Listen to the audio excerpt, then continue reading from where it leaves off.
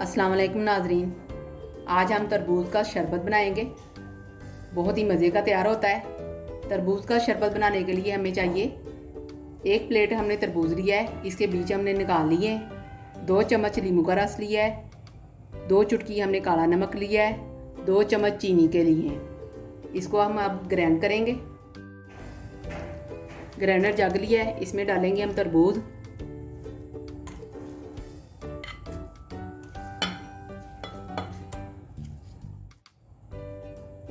इसके साथ हमने चीनी डाल देनी है,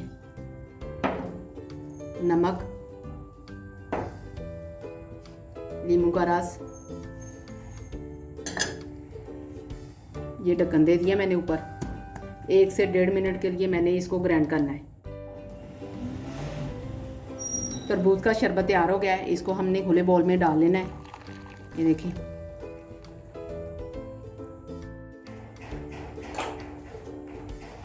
अब इसमें हमने बर्फ डाल देनी है।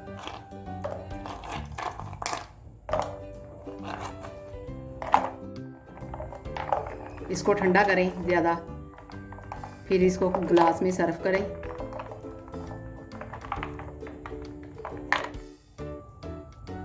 तरबूज का शरबत देखें मैंने आपके सामने तैयार किया है। बहुत ही मज़े का तैयार हुआ है।